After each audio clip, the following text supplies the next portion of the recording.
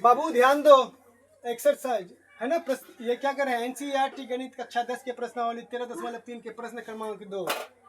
आपका प्रश्न कह रहा है कि क्रम्स, क्रम्स का माने यहाँ लगातार होगा है ना। क्रम्स 6 सेंटीमीटर, 8 सेंटीमीटर और 10 सेंटीमीटर त्रिज्या वाले है ना धातु के 3 ठोस गोले को पिघलाकर एक बड़ा ठोस गोला बनाया जाता है। गोले की त्रिज्या ज्ञात कीजिए है ना। यहाँ देखो 3 छोटे छोटे गोले को पिघला करके एक 6 सेंटीमीटर, एक 8 सेंटीमीटर और एक 10 सेंटीमीटर है ना, इन तीनों को पिघला करके एक बड़ा गोला बनाया जाता है। इस गोले की त्रिज्या हमें ज्ञात करनी है, यानी कि कैपिटल आर बराबर वाट केंद्र है।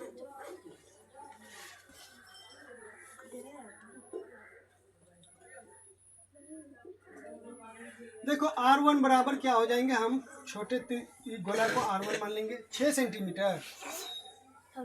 R2 इसको मान लेंगे ये 8 सेंटीमीटर, 3 छोटे छोटे गोला यानी कि R3 बराबर 10 सेंटीमीटर। ठीक है, बात समझ में आ रहा है। 3 छोटे छोटे गोला को पिघला करके एक की त्रिज्या 6, दूसरी की त्रिज्या 8 और तीसरी की त्रिज्या 10 सेंटीमीटर वाले गोले को पिघला करके एक बड़ा गोला बनाया जाता है। और बड़े गोले की त्रिज्या ज्ञात करने के लिए कह रहा है। क्या ज्ञात करने के लिए, इस गोले की त्रिज्या ज्ञात करने के लिए कह रहा है। चलो, बड़े गोले की त्रिज्या बराबर वाट पता नहीं, इसी को हमें ज्ञात करना है। बहुत आसान है बाबू, देखो बड़े गोले की त्रिज्या बराबर गोले की त्रिज्या बराबर हो जाएंगे बड़े गोले का आयतन। बड़े यहाँ जगह नहीं है ना, इसलिए यहाँ दे रहे हैं गोले का आयतन बराबर अन्य तीनों गोले का आयतन। अन्य तीनों छोटे गोले का आयतन, छोटे गोले का आयतन।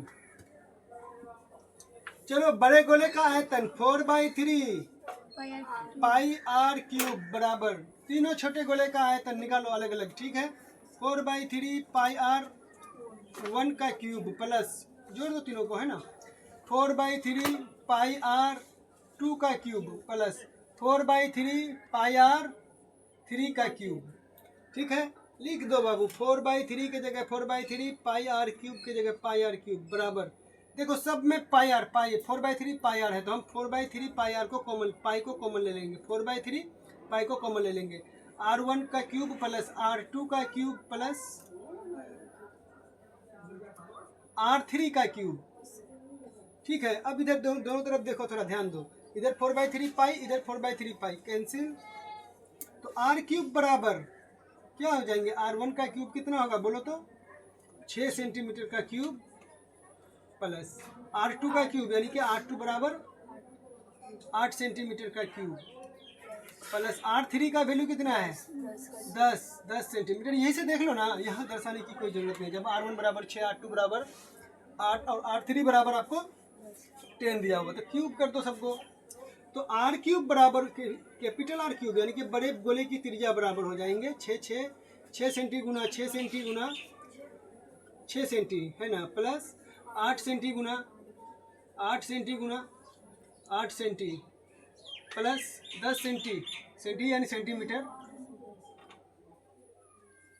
ठीक है, R क्यूब बराबर हो जाएंगे 6 चौके 36 चौके 216 centimetre cube plus 8 8 64 8 512 centimetre cube plus 10.100 centimetre cube. ठीक है, R क्यूब बराबर हो जाएंगे, सबको जोड़ दो 1000 सेंटीमीटर है ना, 1728 हो जाएंगे। 1000 को 512 से और 216 से अगर जब जोड़ दिया जाएगा तो 1728 सेंटीमीटर क्यूब हो जाएंगे है ना। इसलिए R बराबर, जब इधर से क्यूब, इधर से अगर क्यूब हट जाएंगे तो इधर क्या रूट चढ़ जाएंगे, घन है ना।